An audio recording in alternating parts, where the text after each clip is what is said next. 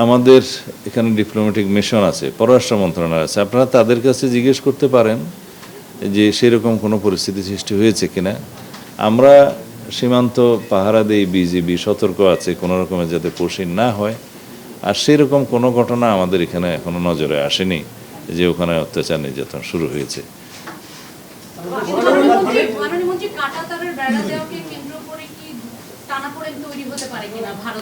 এই বিষয়ে তো আমি গতকালকে কথা বলেছি। বাংলাদেশের সার্বভৌমত্ব, আরেকটি দেশের সার্বভৌমত্ব, এটা হচ্ছে on the basis of sovereign equality. আমরা দুই দেশের সাথে সম্পর্ক বজায় রাখি। এখন কোনো দেশের অঙ্গরাজ্যের একটা নির্বাচন, স্থায়ী নির্বাচন কি হলো, তার ফলাফল কি হলো, সেটার প্রভাব কি হবে, সেটা তাদের সম্পূর্ণ আভ্যন্তরীণ ব্যাপার। এখানে কাঁটাতারের বেড়া যদি ভারতীয় সীমানার মধ্যে নোম্যান্স ল্যান্ড বজায় রেখে যদি সেই দেশ দিতে চায়, সেটা ডিপ্লোম্যাটিক ওয়েতে আমাদের আলাপ আলোচনা হবে। কিন্তু সেরকম কোনো ইস্যু তো প্র্যাকটিক্যালি ভারত সরকারের পক্ষ থেকে আমরা দেখিনি। এখন অঙ্গরাজ্যের নির্বাচনের পরে কোনো বিজয়ী দল যদি কোনো রকমের কোনো বক্তব্য দিয়ে থাকে, সেটা তো আমাদের সোভারেন ইকুয়ালিটির ভিত্তিতে আমরা সেই জবাব দিতে পারি না। আমাদেরকে জানাতে হবে ভারতের কেন্দ্রীয় সরকারের পক্ষ থেকে যে বাংলাদেশ বর্ডারে বা ইন্ডিয়ান বর্ডারে তারা কিছু করতে চায় কিনা। সেটা ডিপ্লোম্যাটিক চ্যানেলে হবে, পররাষ্ট্র মন্ত্রণালয়ের সাথে তারা কথা বলবে। সেটার সাথে সংশ্লিষ্ট নই আমি স্বরাষ্ট্রমন্ত্রী হিসাবে।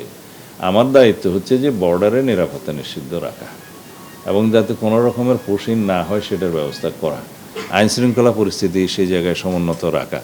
তবে আমরা সতর্ক আছি, বিজিবিকে আমরা সতর্ক থাকতে নির্দেশনা দিয়েছি অনেক আগে। ঈদ উল আজহার আগের 7 দিন এবং পরের 7 দিন আমাদের পুলিশ হেডকোয়ার্টারে একটা মনিটরিং সেল কার্যকর করা হয়েছে, সেটা কার্যকর থাকবে ঈদের আগের 7 দিন এবং ঈদের পরের 7 দিন।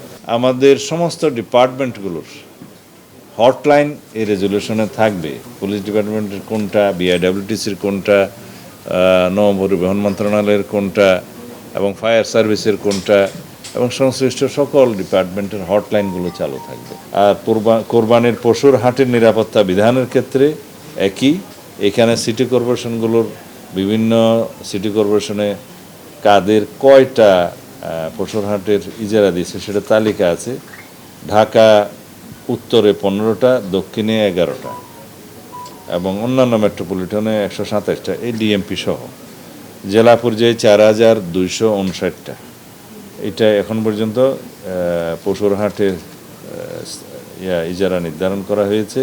এখানে জাল নোট শনাক্তকরণের যে মেশিন, সেগুলো স্থাপন করা, বুথ স্থাপন করা। বাংলাদেশ ব্যাংক সকল ব্যাংকগুলোকে তাদের নির্দেশনা দিবে যাতে তারাও সক্রিয় থাকে। ইজারাদারদেরকে আমরা অনুরোধ করেছি তারা যেন নিজেরা জাল নোট শনাক্তকারী করণের যে মেশিন সেটা বাজারে অ্যাভেলেবল, সেগুলো সংগ্রহ করে। এবং সিটি কর্পোরেশন, জেলা প্রশাসন ক্ষেত্রে স্থানীয় কর্তৃপক্ষ সকলেই যেন পশুর হাটগুলোতে পর্যাপ্ত আলোক মানে লাইটিংয়ের ব্যবস্থা করে পর্যাপ্ত, আর ক্ষেত্রমতে সিসিটিভি ক্যামেরা যেন এনশিওর করে, সেই জন্য আমরা নির্দেশনা দিয়েছি। চাঁদাবাজি, কোরবানির পশুবাহী বিভিন্ন যানবাহন এবং নৌযানে চাঁদাবাজি ইতিপূর্বে হয়েছে বলে আমাদের নলেজে আছে বিগত সময়গুলোতে। যাতে সেই চাঁদাবাজিগুলো বন্ধ করা যায় সেজন্য আমরা একটা হটলাইন নাম্বার এখানে দেয়া হয়েছে, নৌপরিবহন মন্ত্রণালয় মনে হয় এটা আপনারা হটলাইন নাম্বারগুলো পাবেন, কোন মন্ত্রণালয়, কোন সংস্থা কোন নাম্বারে হটলাইন দিয়েছে।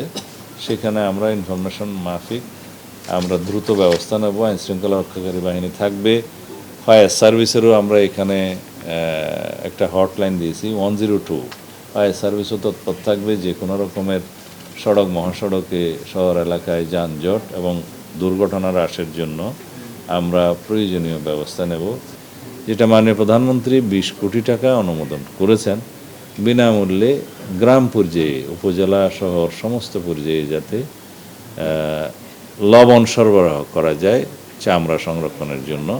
এবং সাথে সাথে তাদের যেটা মোটিভেশনাল ওয়ার্ক, যেটা প্রচারণা করবে, সেটার দায়িত্ব স্থানীয় প্রশাসনকে দেয়া হয়েছে। টিএনও, ডিসি তাদেরকে সমন্বয় করে সেটা ক্যাবিনেট ডিভিশন থেকে সেই প্রচারণার জন্য অনুশাসন দেওয়া হয়েছে।